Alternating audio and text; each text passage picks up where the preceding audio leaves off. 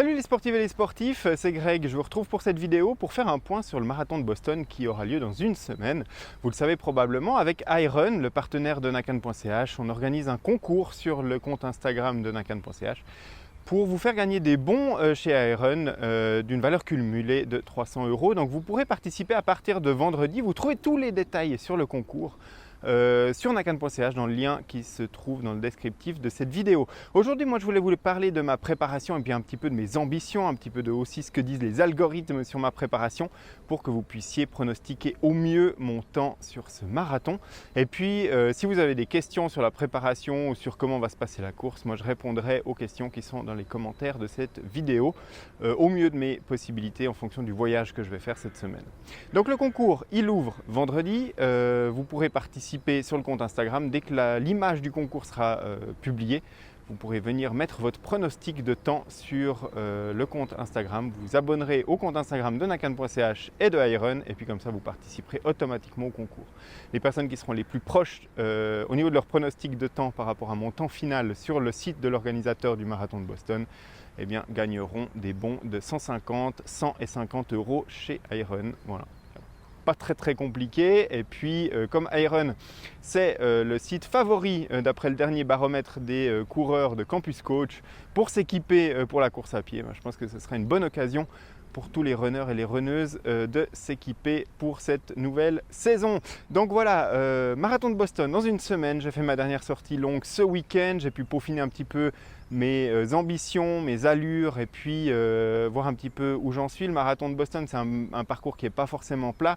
Il y a des choses qu'il va falloir prendre en compte dans votre pronostic aussi. Regardez un peu la météo sur Boston parce que vu que c'est un parcours qui est quasiment en ligne droite, s'il y a du vent de face, eh ben on a du vent de face tout le long du parcours et donc du coup ça risque d'avoir un impact aussi sur la performance. La météo également, je me suis entraîné principalement dans des conditions assez fraîches.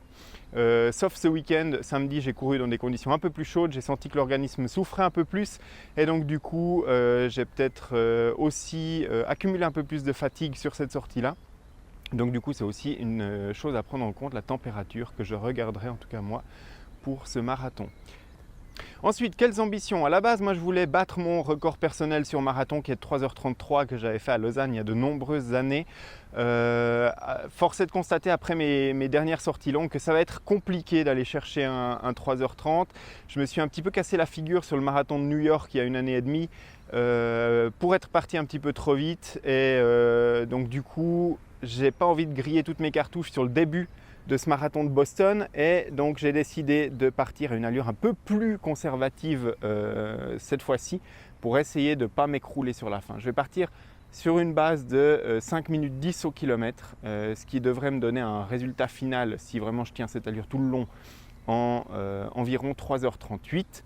Après, évidemment, les aléas de la course. Si je suis dans un jour où je suis bien, je vais pouvoir accélérer un petit peu. Si je suis dans un jour un petit peu moins bon, je vais essayer au mieux de maintenir cette allure. Et puis, ça devrait me laisser arriver en 3h38. Compte tenu, évidemment, qu'il y a des aléas météo qui peuvent arriver et d'autres choses. Il y a aussi un truc qu'il faut que j'explique, c'est que je vais partir dans les derniers blocs de ce marathon parce que je n'ai pas de temps qualificatif pour Boston et donc du coup, je passe par un tour opérateur pour faire ce marathon. Ça veut dire que je risque d'avoir des embouteillages sur les premiers kilomètres et donc du coup peut-être possiblement de perdre un petit peu de temps à ce moment-là. Alors comment est-ce que je suis arrivé à cette conclusion que je devais partir sur une base de 5 minutes 10 au kilomètre?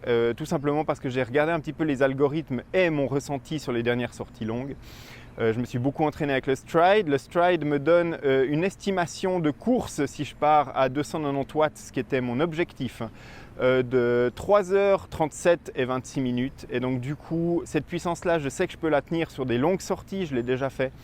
Et c'est ce qui me fait partir sur la base. Si je fais correspondre une allure à cette puissance à plat sans vent, ça me donne du 5 minutes 10 au kilomètre. Donc du coup, je suis parti sur cette estimation du Stride qui lui donc me projette en 3h37 26 minutes.